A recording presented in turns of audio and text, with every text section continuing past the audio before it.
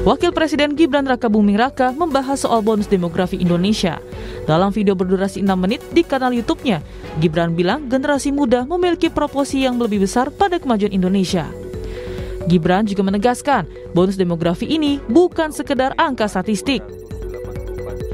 Bonus demografi, kondisi di mana lebih dari separuh penduduk suatu negara berada pada usia produktif. Ya, Indonesia akan mendapatkan puncak bonus demografi di tahun 2030 sampai tahun 2045. Sebuah kondisi yang terjadi hanya satu kali dalam sejarah peradaban sebuah bangsa. Kesempatan ini tidak akan terulang, di mana sekitar 208 juta penduduk kita akan berada di usia produktif, di mana generasi produktif, generasi muda memiliki proporsi yang lebih besar, sehingga memiliki pengaruh signifikan dalam menentukan arah kemajuan. Ini adalah peluang besar kita, ini adalah kesempatan emas kita untuk mengelola bonus demografi agar bukan menjadi sekedar bonus, bukan menjadi sekedar angka statistik yang fantastis, tapi justru sebagai jawaban untuk masa depan Indonesia, di mana faktor penentunya ada di teman-teman semua. Berdasarkan data Badan Pusat Statistik Nasional atau BPS, tren pengangguran di Indonesia memang mengalami penurunan. Data per tahun 2024 di bulan Agustus 2024, angka pengangguran berada di angka 7,4 juta orang. Angka ini turun dibanding tahun 2023, yakni di Agustus 2023, angka pengangguran mencapai 7,8 juta orang. Terkait pengangguran, realita di lapangan menunjukkan banyak warga yang masih berbondong-bondong mencari kerja lewat acara bursa lowongan kerja atau job fair. Misalnya, beberapa waktu lalu Pemprov Jakarta menggelar job fair di sebuah universitas. Lebih dari 5.000 masyarakat hadir di job fair demi mendapatkan pekerjaan. Di sini saya ikut serta dalam mencari pekerjaan. Udah mendaftar ke berapa perusahaan Mas di sini, Mas? Kebetulan saya baru 50 perusahaan, Mas. Harapan saya setelah mengikuti acara job fair ini, anak muda yang mencari pekerjaan agar lebih dapat pekerjaan. Dalam paparannya soal bonus demografi, Gibran juga menyinggung prestasi Timnas U17 yang lolos kualifikasi Piala Dunia dan keberhasilan sebuah film animasi anak Jumbo di Indonesia yang menembus 4 juta penonton. Video Wakil Presiden Gibran Rakabuming Raka yang mendorong generasi muda untuk bersiap diri hingga membuat terobosan untuk Indonesia ke depannya menuai beragam reaksi. Lalu sebenarnya bagaimana negara bisa berperan aktif untuk mendorong bonus demografi ini? Tim Liputan, Kompas TV.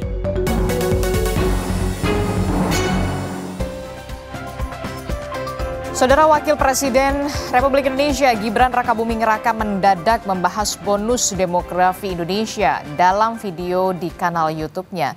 Gibran bilang kalau generasi muda ini harus menyiapkan diri dan berani untuk membuat terobosan.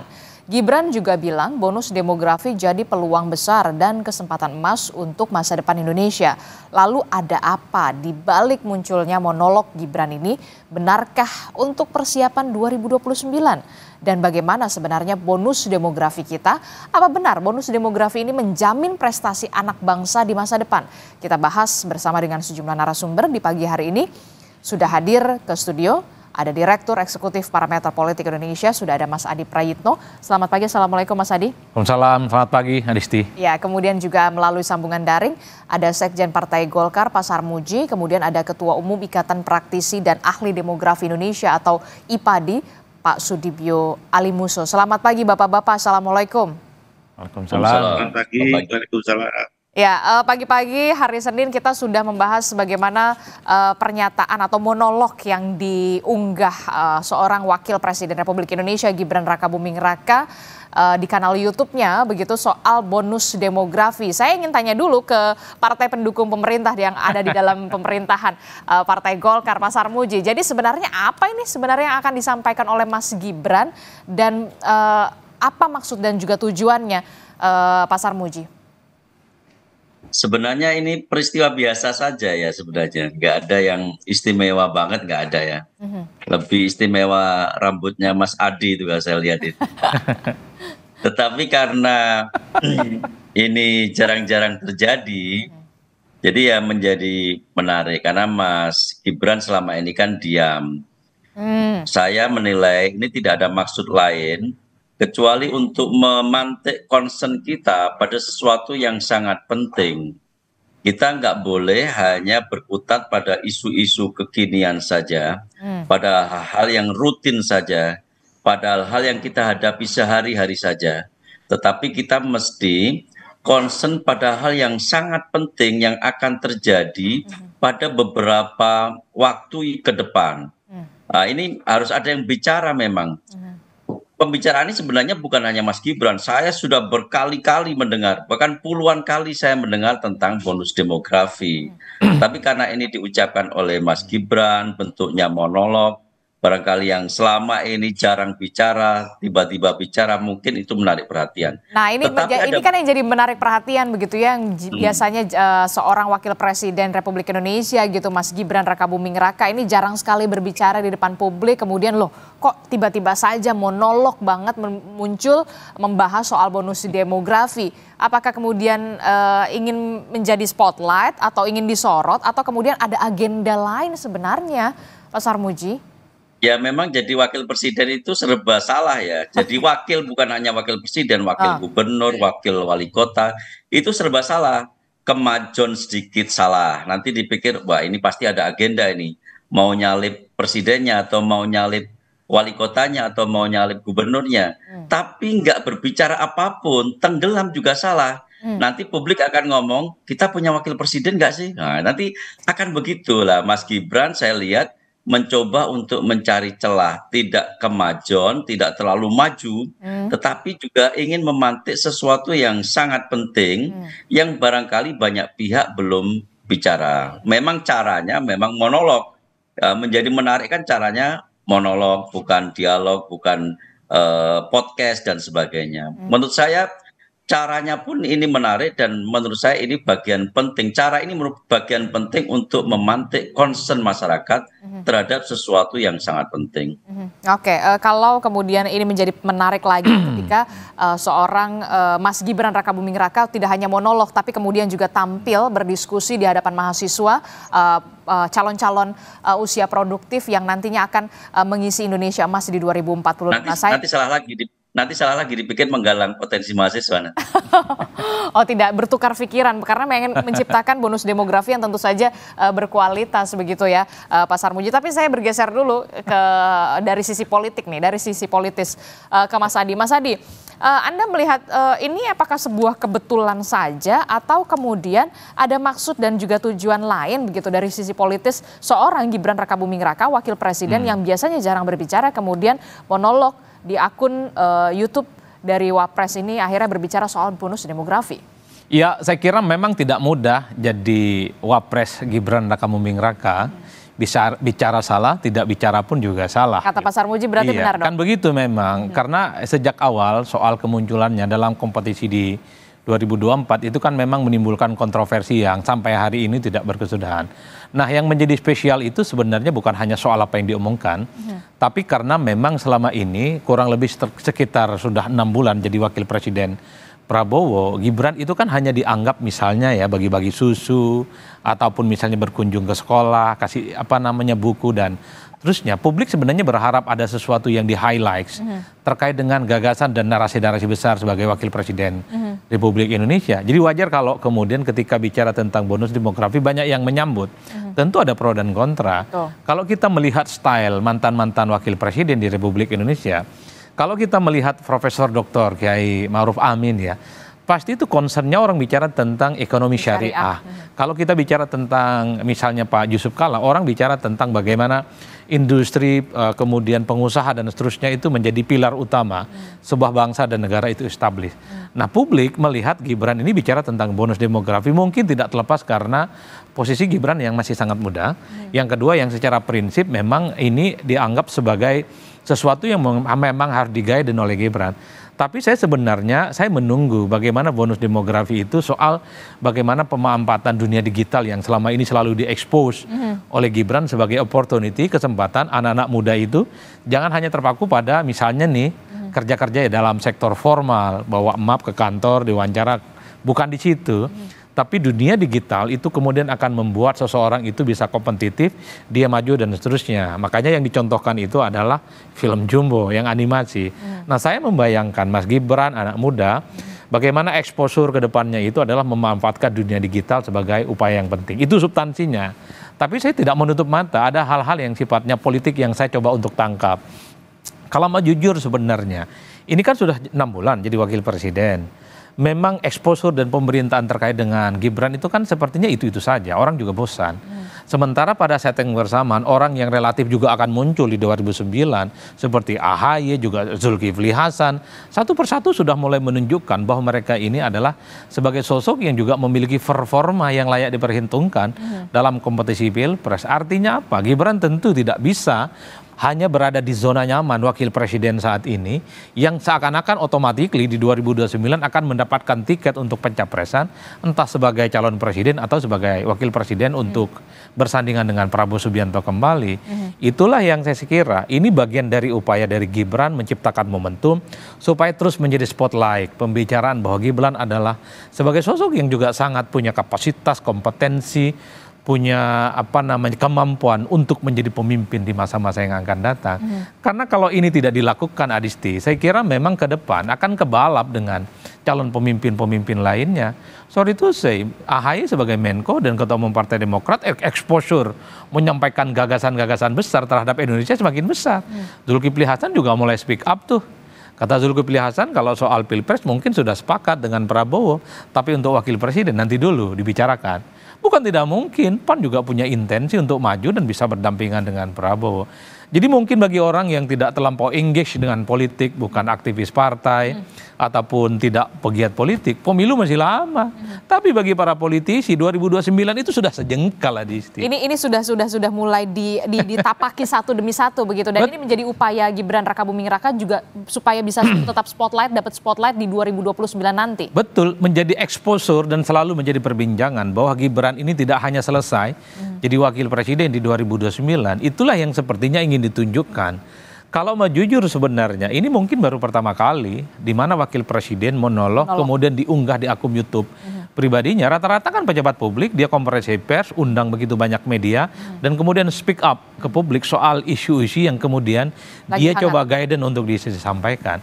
Tapi bagi saya ini sudah menjadi sesuatu hal yang baik, positif. Artinya Gibran sudah mau mulai bicara tentang sesuatu yang besar dan mau juga dong didebat oleh masyarakat dan publik. Bicara tentang bonus demografi, saya kira tidak ada yang kemudian bisa membantah. 2030 sampai 2045 memang mayoritas penduduk kita adalah manusia produktif. Tapi kan orang bertanya, yang produktif ini mau diapain? Per hari ini pengangguran, akses terhadap dunia pendidikan yang kemudian dianggap layak, itu justru di mayoritas itu adalah kelompok-kelompok bonus demografi. Jadi bukan hanya sebatas retorika, bukan hanya sebatas konsumsi, tapi keberpihakannya itu adalah secara prinsip bagaimana anak muda itu bukan hanya sebatas wacana, tapi secara prinsip dia memang dipersiapkan sebagai satu stimulus untuk menjadi tonggak estafet kepemimpinan di masa yang akan datang. Kan begitu, Adisti. Apa yang kemudian ingin saya sampaikan, kalau kita mengacu pada negara yang sudah maju seperti China, anak mudanya itu jangan seperti yang sekarang, tapi investasi di bidang pendidikan, inovasi dan teknologi. Itulah yang kemudian membuat China per hari ini cukup confident dan bahkan melawan Amerika. Apakah kita sudah menyiapkan itu semua? Dan kita harus mempersiapkan itu begitu ya. Betul. Jangan jadi followers juga ternyata ya. Betul, bukan hanya sebatas retorika dan konsumsi bahwa bonus demografi itu indah diomongkan, tapi dalam praktiknya banyak anak muda yang hampa dalam hidupnya. Itulah yang saya sebutkan, mengacu kepada negara-negara maju. Bagaimana anak muda ini semakin top ya, pendidikan, inovasi dan teknologi itu adalah sesuatu yang niscaya dan tidak bisa kita bantah. Oke, jadi jangan hanya sebatas retorika begitu ya, tapi kemudian kenyataannya seperti apa, melek begitu ya. Betul, itu yang secara prinsip ya. Saya ke Pak Sudibyo. Pak Sudibyo, ini kalau misalkan kita lihat begitu ya, seorang wakil presiden Republik Indonesia akhirnya membahas soal bonus demografi yang nantinya kita akan sambut di 2030 begitu ya, Mas Gibran Rakabuming Raka. Sebenarnya kalau kita lihat sendiri, bagaimana demografi kita saat ini? Apakah kemudian yang sudah dikatakan oleh Mas Gibran ini bisa dikatakan generasi emas, peluangnya banyak, tapi realitanya seperti apa? Pak Sudibyo. Terima kasih.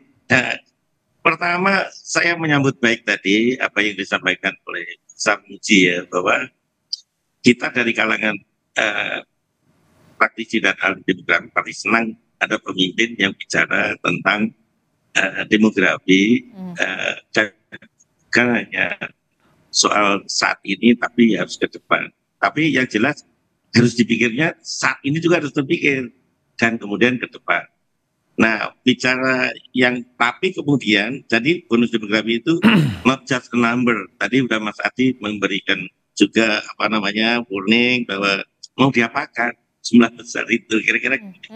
Nah, saya hanya sedikit ingin meluruskan sebenarnya bonus demografi Indonesia ini kan sudah mulai sejak 2005 dan jendela peluang itu akan menutup sebelum tahun 2004. Itu dari 3 proyeksi yang dikeluarkan oleh pemerintah. 3 proyeksi ya, dari mulai sensus Supas sensus 2010 waktu jalan PSBB, kemudian Supas 2015 Pak Jokowi mengeluarkan proyeksi juga, kemudian tahun 2020 hasil sensus keluarkan proyeksi. 3-tiganya itu bonus demografinya itu sudah menutup di tahun 2045. Mereka berakhir antara 2039 sampai 2041. Artinya pada waktu kita menuju Indonesia emas, itu bonus demografinya itu sudah menutup, sudah diganti dengan generasi-generasi tua. Karena jumlah lanjut usia akan sangat tinggi jumlahnya pada saat itu, yaitu hampir sekitar 20%. Nah ini artinya kalau mau 2045 merubah untuk mendapatkan bonus demografi kedua, yaitu ditambah dengan lanjut usia yang semakin sehat dan produktif. Nah kira-kira begitu ya, ini anu kuncinya. Nah yang penting adalah bahwa bonus demografi ini kan segera menutup jendelanya. Ini kan ada 4 syarat sebetulnya yang untuk memetik itu. Yang pertama, SDM kita itu harus berkualitas mulai sekarang ini. Jadi harus berkualitas betul. Nah itu SDM berkualitas itu perlu pendekatan memang dari sejak lahir sampai kemudian lanjut usia. Ini sudah betul ya, ini langkah pemerintah sebenarnya sudah mulai stunting digarap dan seterusnya supaya nanti menghasilkan SDM yang berkualitas, karena saat ini kualitas kita kan masih ya dalam tanda petik masih kurang bersaing dengan negara-negara lain lah gitu, karena indeks pembangunan manusia kita kan masih cukup rendah. Nah kemudian yang kedua, tenaga kerja itu harus terserap. Tadi disampaikan oleh oleh presenter bahwa pengangguran kita masih cuma 8 juta dan seterusnya. Ini juga mengkhawatirkan karena di dalam bonus demografi itu kan semua yang bekerja itu kan menanggung yang tidak produktif. Nah kalau yang produktif itu tidak bekerja, tidak punya kerjaan dan sebagainya, itu kan jadi persoalan. Kalau kita lihat Kak Sudibyo, ini kan kalau kita lihat ya tren pengangguran di Indonesia begitu memang trennya memang menurun dari 2023 ke 2024. Tapi kemudian pada kenyataannya pencari kerja jadi masih susah, PHK di mana-mana begitu. Nah bonus demografi ini apakah nanti jadi masalah? Apakah ini jadi problem tidak? Kalau memang sudah banyak orang terus SDM-nya lapangan pekerjaannya tidak ada begitu. Iya betul. Kalau dia tidak bisa menanggung dirinya sendiri dan keluarganya, dan mereka yang tidak produktif, maka bonus itu akan menjadi bencana akhirnya. Kalau jumlahnya besar, kemudian ini masalahnya kita itu penduduknya itu terlanjur besar gitu jumlahnya ya. Bukan seperti negara-negara lain, kita keempat terbesar di dunia ini. Jadi artinya memang dengan penduduk yang besar itu memang mengelolanya tidak semudah dengan negara-negara yang kecil lah kira-kira begitu. Tetapi ini jadi persoalan ini. Jumlah besar kalau tidak terkelola dengan baik tadi ya, ini kan dia harus menanggung yaitu anak-anak usia 14 ke bawah dan usia 65 tahun ke atas kalau dalam konsep demografi. Nah kalau dia tidak bisa menanggung, ini akibatnya akan menjadi beban. Jadi yang dikatakan bonus itu bukan bonus, karena sebenarnya kita walaupun dikatakan dapat bonus, tapi sebenarnya nggak dapat bonus. Itu hanya dalam tanda petik baru iming-iming pendudukmu itu strukturnya menguntungkan kira-kira gitu. Nah syaratnya ada 4, jadi menjadi bonus bisa dipetik itu. 1, SDM-nya berkualitas. Kedua, tenaga kerjanya tertampung. Ketiga, perempuan juga bekerja. Tapi perempuan kita kan dalam bonus demografi kan perempuan termasuk yang menanggung karena dia termasuk usia produktif. Tetapi tenaga kerja wanita kita itu kan yang bekerja, tenaga wanita yang bekerja kan tidak sebesar yang pria, masih kira separuhnya atau apa gitu ya. Nah yang keempat itu dia berhasil, negara itu memberi bonus demografi kalau tabungan masyarakat itu meningkat. Nah ini perlu kita. Jadi diksinya bukan bonus demografi, lalu apa dong Pak Sudibyo kalau? Sebetulnya dia masih seperti istilahnya itu demografi dividen. Jadi demografi. Ini masih dividen itu belum terpetik itu. Tapi kalau untuk menggampangkan ya udahlah kita bonus demografi gitu ya. Karena kita belum dapat bonus. Dapat bonus itu kalau kita bisa memanfaatkan struktur penduduk yang menguntungkan itu bagi kemajuan negara. Kira-kira begitu. Nah itu dia, saya mau tanya responnya Pak Sarmuji, gimana Pak Sarmuji? Jadi kalau ini belum jadi bonus demografi, kalau bonus demografi itu sudah SDM berkualitas, semuanya sudah dipersiapkan oleh pemerintah begitu. Jangan sampai kemudian justru menjadi bencana begitu dengan demografi dividen kalau menurut Pak Dibyo ini. Gimana Pak Sarmuji? Ya itu benar, yang disampaikan Pak Dibyo itu benar. Bonus demografi ini bisa berubah menjadi beban demografi, bahkan bisa menjadi bencana demografi kalau kita salah mengelola. Karena itu kita menyambut gembira apa yang disampaikan Mas Gibran. Sekurang-kurangnya publik menjadi lebih peduli terhadap problem demografi kita pada tahun 2030. Sebenarnya problem itu sudah ada sekarang. Tetapi kalau itu tidak diantisipasi, itu justru akan menjadi sesuatu yang meledak di tahun 2030. Pendidikan kita tengok pendidikan kita, rata-rata pendidikan kita itu baru kira-kira SMP, baru kelas 9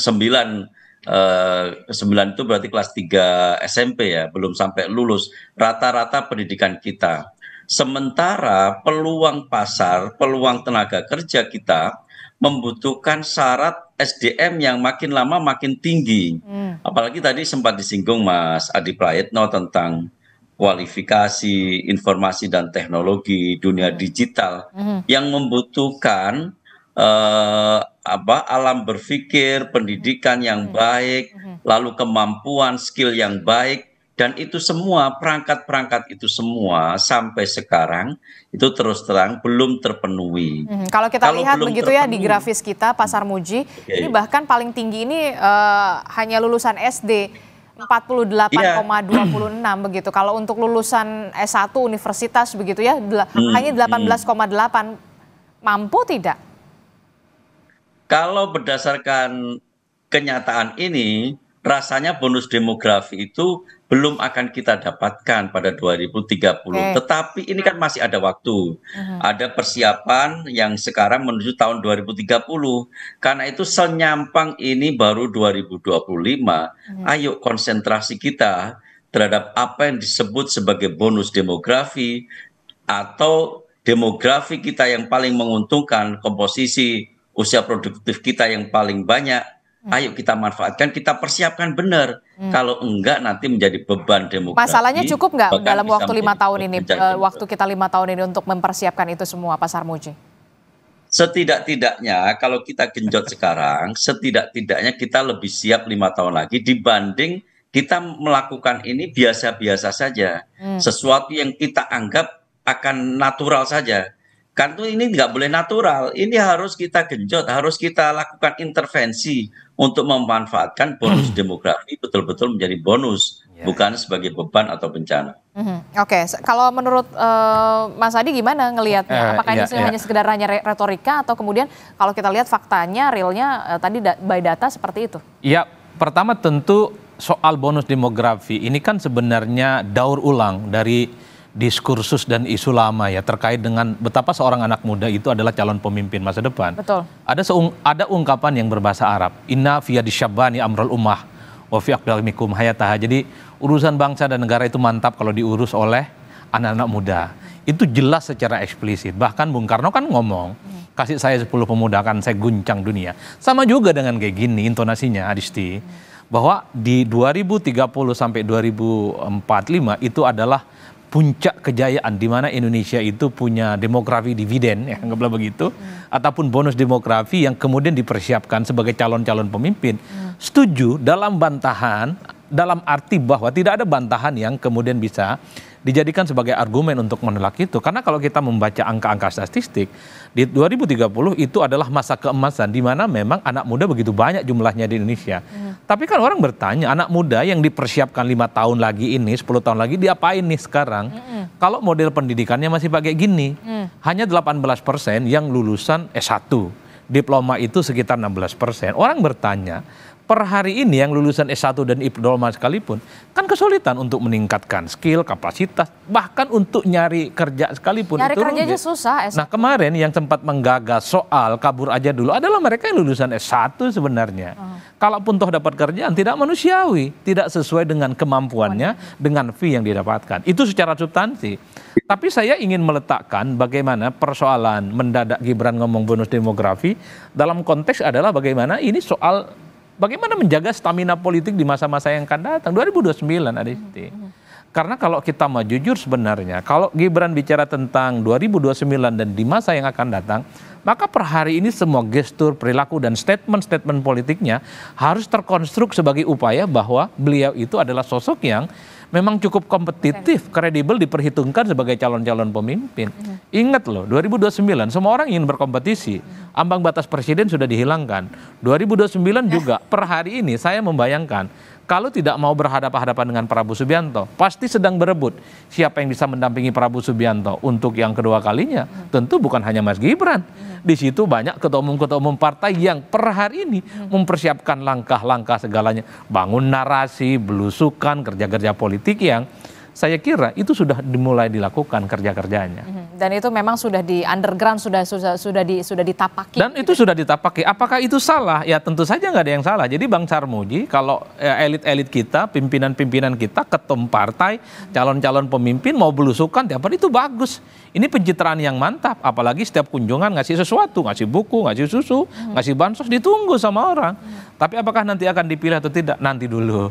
Tapi secara prinsip masyarakat di bawah itu sangat senang kalau ada elit, ada pemimpin, orang penting, sering bertemu dengan mereka, berdialog dengan mereka. Apa permasalahannya? Apa permasalahannya? Sekalipun yang dikasih itu hanya sebatas bansos ataupun kau senang.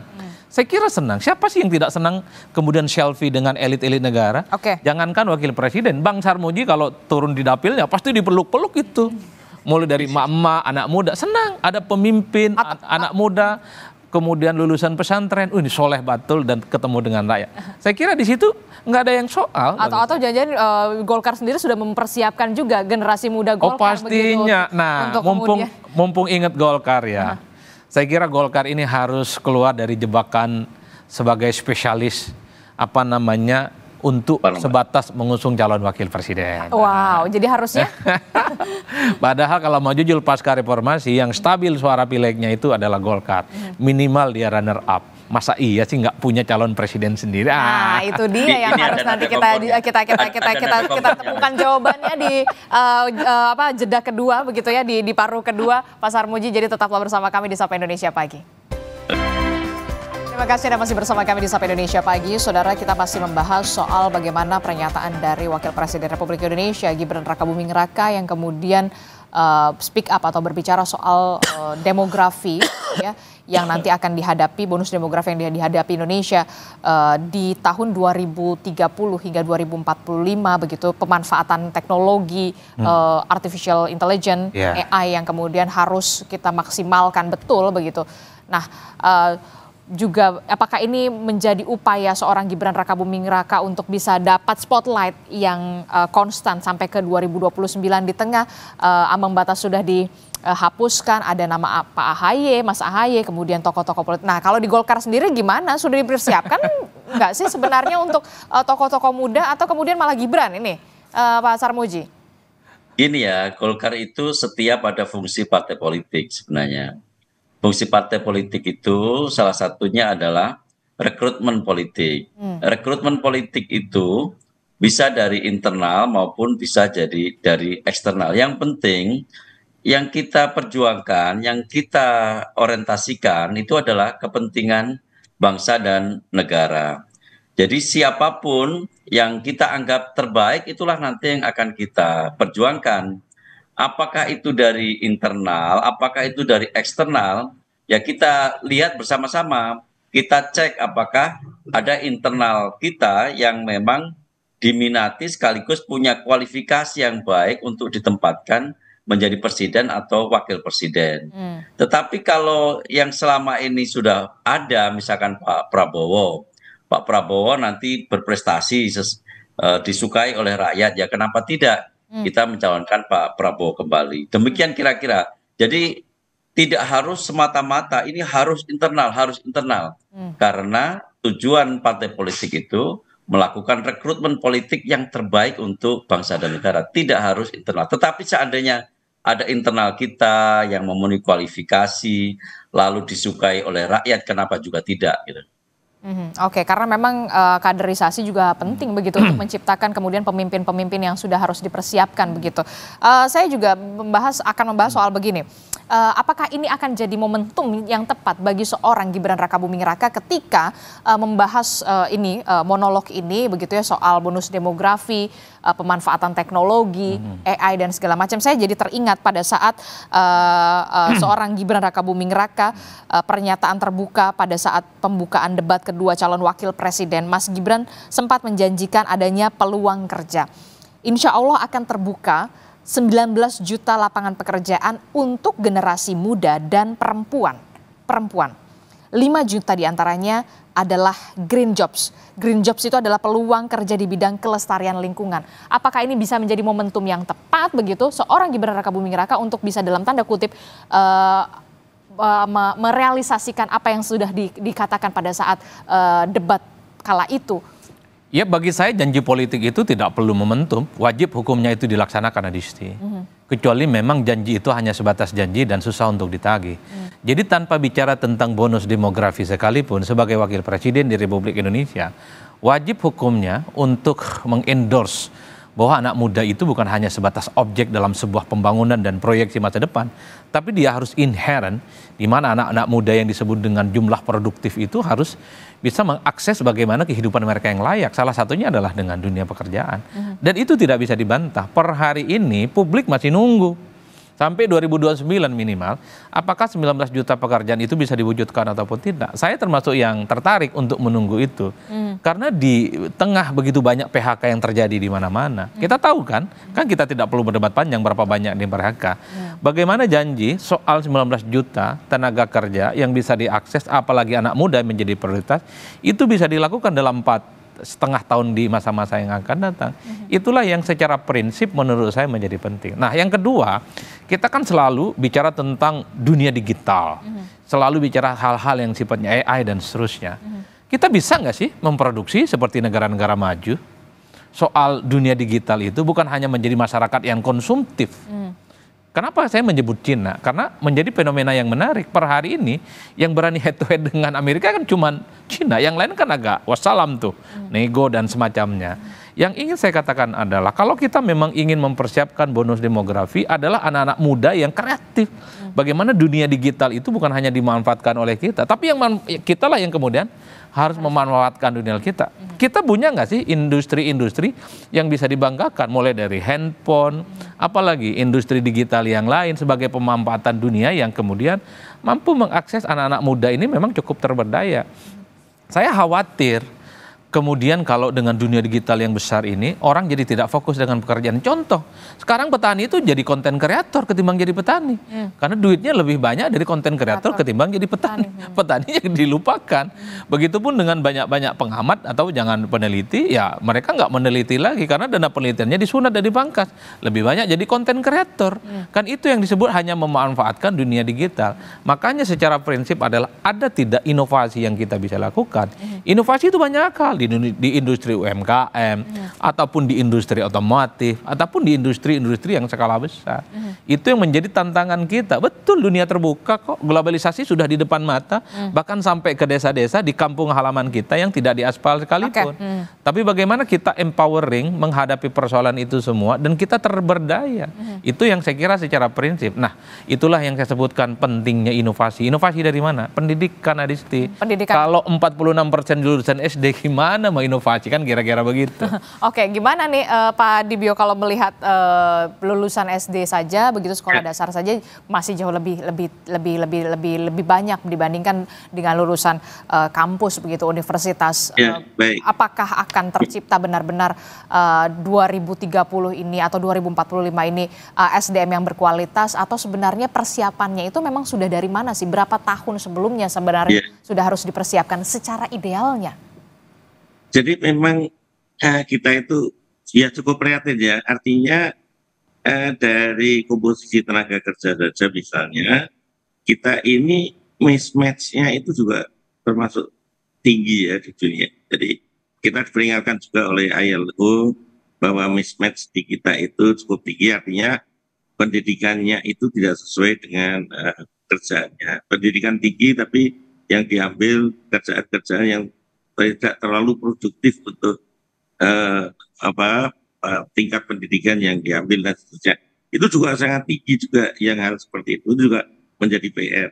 Nah, saya kira langkah yang sudah diambil antara lain dengan memperbanyak vokasional saat ini sebetulnya sudah sangat tepat ya. Hanya mungkin persoalannya kurang memperhatikan kebutuhan pasar.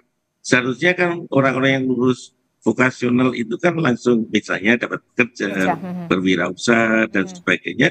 Tapi pada kenyataannya kalau kita lihat statistik tenaga kerja yang dikeluarkan oleh BPS itu banyak lulusan vokasional juga nganggur malahan gitu ya. Jadi ini kan jadi persoalan kan. Teorinya orang yang di vokasional artinya lebih cepat beradaptasi kemudian bekerja. Nah itu saya kira bisa nanti mendorong upaya kita untuk memetik bonus demografi itu. Nah, kemudian yang berikutnya itu daerah itu juga harus diperingatkan. Jangan hanya pusat saja, karena toh ini kan tenaga kerja itu kan tersebar di daerah juga. Daerah dan mereka juga otonom ya. Jadi harusnya daerah itu concern pada sumber daya manusia yang ada di tempatnya, soal pekerjaan di tempatnya, karena usaha nasional itu kan kumulatif dari daerah juga. Dan momentum bonus demografi itu di daerah berbeda-beda. Pada daerah lain sudah mulai mau menutup, tapi di tempat lain masih baru membuka gitu ya. Jadi itu momentum itu yang harus juga disadari oleh kawan-kawan, oleh mereka yang di pemerintah daerah. Dan saya kira sebetulnya statement tadi sebenarnya dia salah sebenarnya kalau mau membuka gitu. Apa itu memantik gitu oleh Pak Sarmuji itu ya betul, tapi how-nya itu juga harus kemudian dipikirkan ya. Nah, kita sekali lagi jangan terlena soal jumlah, bolak-balik bicara jumlahnya besar. Tapi jumlah besar kalau tidak ngapa-ngapain, ini kan tadi Pak Sarmuji sudah setuju juga itu bahaya ini. Bisa jadi bencana nanti. Jadi kalau jumlah besar itu justru kita harus prihatin nih. Jumlah besar kalau nggak berkualitas gimana ini? Ya. Ini kan jadi persoalan. Ya itu pertanyaan besar sebenarnya Pak. Nah, kemudian yang kedua ini momentum lanjut usia ini. Indonesia ini mengalami gelombang lanjut usia yang lebih cepat dibandingkan dengan negara lain momentumnya. Jadi kalau negara lain itu dibutuhkan waktu sekitar 50 tahun untuk membuat jumlah lansia itu doubling time, artinya 2 kali lipat jumlahnya. Indonesia itu hanya dibutuhkan waktu sekitar 20 tahun. Jumlah lansianya itu akan membengkak 2 kali lipat. Karena bawaan dari generasi bonus demografi ini. Begitu lewat tahun 2030, tahun 2038 itu sekarang ini lansianya 29 juta. Tahun 2038 kita sudah 48 juta lansia. Tahun 2045 sudah 66 juta lansia. Itu sama dengan kira-kira 15 kali negara Singapura atau 14 kali negara Singapura itu Indonesia lansia semua. Nah untuk apa lansia ini? Harus sehat, produktif. Kalau nggak sehat, jadi beban lagi. Nah oleh karena itu, kalau lansianya ini sehat, produktif, orang selalu bilang ini disebut kita memasuki bonus demografi yang kedua. Second phase of bonus demografi. Harapannya seperti itu. Jadi yang muda terus dapat kerjaan, yang lansia juga tetap bisa sehat dan produktif. Nah ini kalau menurut Anda 3 poin krusial yang harus dipersiapkan dan berapa lama sebenarnya harus mempersiapkan itu? Ya sebetulnya kan kita sebenarnya pada tahun 2005 itu kan sebenarnya Indonesia sudah masuk jendela peluang bonus. Kemudian peaknya itu sebenarnya di 2020, 2030-an ini. Tetapi kan ini kan ke arah 2030 ini kan masih ada waktu ya. Ini peaknya, puncak-puncaknya itu karena apa? Beban ketergantungannya itu paling rendah. Paling rendah. Jadi itu dianggap, wah ini sangat bagus untuk investasi dan sebagainya. Nah ini jangan telat kita, jangan telat. Jadi artinya, oke lah kita sudah kemarin tidak pernah membahas sampai tahun 2020-an, itu jarang ya bicara itu.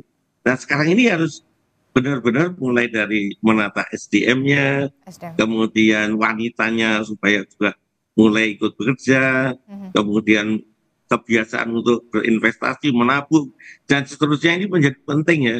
Nah, kemudian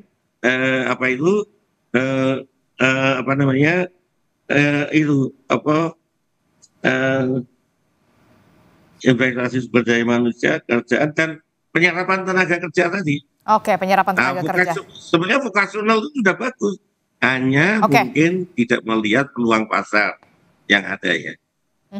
Jadi permintaan pasar apa, jadi demand supply-nya itu nggak klop gitu ya. Pasarnya minta apa misalnya. Jadi kita tetap harus adaptif begitu ya menghadapi masa depan begitu ya, dunia teknologi sekarang tuh permintaannya apa begitu ya. Iya, misalnya seperti itu. Sehingga penyiapannya, vokasionalnya ya mengarah ke sana. Oke, Pak Sarmuji, terkait hal ini, closing statement Anda seperti apa? Pak Sarmuji masih di mute? Masih di mute, oke. Singkat saja. Ya, jadi apa yang dilakukan oleh Mas Gibran itu menyadarkan kita untuk tidak terjebak pada hal-hal yang rutin saja. Kita ngomong perang tarif, kita ngomong hal-hal yang mungkin saja kita hadapi saat ini. Tetapi yang penting juga kita bicara masa depan. Ada tantangan besar tergelar depan mata kita dan itu harus kita persiapkan. Sampai saat ini menurut saya persiapan kita belum maksimal. Karena itu Mas Gibran memantik kesadaran kita untuk concern pada hal yang sangat besar yang kalau tidak kita persiapkan itu menjadi beban bagi kita. Tapi kalau kita persiapkan dengan baik akan menjadi bonus bagi kita. Termasuk juga ini kita juga menanti masih pernyataan dari Mas Gibran soal akan terbuka 19 juta lapangan pekerjaan untuk generasi muda perempuan, 5 juta diantaranya di bidang green jobs. Ya, itu harus kita create, nggak bisa terus kemudian itu terus sudah kita sampaikan lalu nggak kita create, itu pasti akan menjadi barang yang terlupakan. Tetapi kalau dikreasikan, dipersiapkan, lalu bagaimana cara mewujudkannya, di bidang apa saja, mungkin akan bisa menjadi nyata. Oke, kita akan lihat dan juga nantikan. Terakhir Mas Adi, apa yang ingin Anda sampaikan soal poin kritis ataupun highlight dari soal Mas Gibran ini, monolog soal bonus? Ya, saya kira bagus pemimpin itu kalau sering bicara sesuatu hal yang besar, dan semakin bagus juga kalau pemimpin itu membuktikan apa yang diomongkan.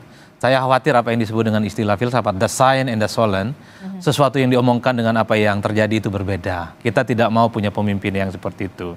Bicara tentang bonus demografi, anak muda kemudian mampu mengakses dunia pekerjaan, itu yang kita inginkan. Tapi yang paling penting adalah bagaimana demografi ini di 2045 itu nyata adanya, dan keberpihakan pemerintah dalam hal ini adalah sesuatu yang memang akan terus ditagih dan dipertanggungjawabkan. Karena kalau kita mau jujur sebenarnya Adisti, secara politik per hari ini, di kita itu tidak ada persoalan apapun. Semua partai politik, semua eksponen, semua kepentingan politik ini kan tegak lurus dengan pemerintah.